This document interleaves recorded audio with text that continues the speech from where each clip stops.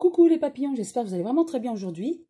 Alors, je vais traiter un sujet qui m'a été proposé par Eloane, que je remercie, et je la remercie également concernant son message très chaleureux. Alors, Eloane voudrait savoir, concernant les produits à base de poudre ou des barres de 100 grammes riches en nutriments qu'elle trouve dans les magasins, est-ce que ces produits-là risquent de remplacer un jour les repas? C'est vrai que nous voyons de plus en plus des produits chimiques, on va dire, recomposés comme ça. Et Eloane se pose la question. Donc je vais demander à l'oracle manuscrit que je brasse.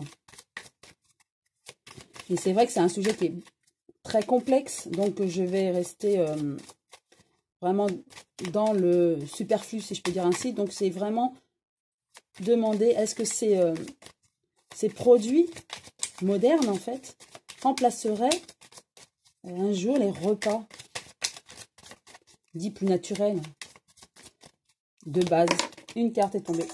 Effectivement, il y a un travail là-dessus. Donc, je dirais que peut-être que le gouvernement, il travaille dessus, mais aussi ceux qui produisent ces produits. Ils travaillent pour que ça soit effectivement dans l'avenir, pas proche, mais plutôt plus lointain, je dirais, ça soit une base alimentaire, qu'on utilise ces poudres comme alimentation. Alors, pour moi, là c'est mon ressenti, c'est par rapport non seulement à des sportifs, mais aussi des personnes peut-être qui n'ont pas toujours les moyens de se payer des fruits ou des légumes ou des choses qui sont un peu plus chères par rapport à leur budget. En tout cas, pour X raisons, effectivement, on travaille pour que ces barres et ces poudres soient attractives à l'ensemble de la population pour X raisons, soit pour les sportifs, soit pour ceux qui ont un petit budget, effectivement. Donc pour moi, on y travaille, effectivement. Donc je vais étaler les cartes, j'en positionne 4.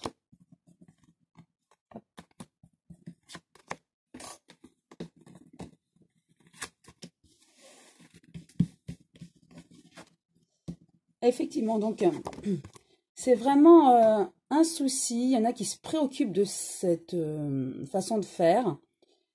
C'est une préoccupation car on sait qu'il y a une avancée et que les lobbies y travaillent. Hein. Et donc c'est vrai que ça inquiète beaucoup la population qui se sente concernée. Je dirais qu'on a quand même la protection. Nous ne sommes, nous, pas prêts à manger que ce genre de produits, en fait. Donc c'est quand même une chance. Donc si nous n'achetons pas ou peu, forcément ça ne va pas être la majorité de notre alimentation. Voilà, nous allons quand même avoir cet équilibre, c'est-à-dire que nous aurons quand même de l'alimentation fraîche, naturelle. Nous n'aurons pas que des barres ou des poudres. Voilà. Et il y a aussi des examens, c'est-à-dire que c'est quand même contrôlé. L'alimentation en France est quand même contrôlée.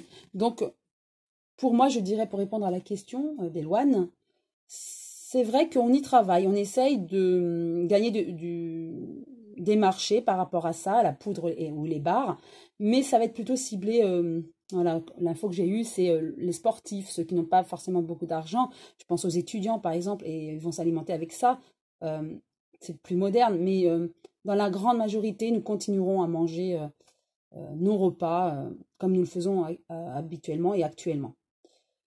Voilà, et de toute façon, il y a les examens, donc pour moi, il y a quand même des examens sanitaires et on ne peut pas manger que ces produits-là. Et on a la protection. Mais c'est vrai que je vois qu'il y a beaucoup de personnes qui s'en préoccupent. Voilà, j'espère avoir répondu à la question d'Eloane et je vous souhaite une très belle journée et je vous dis à très bientôt les papillons.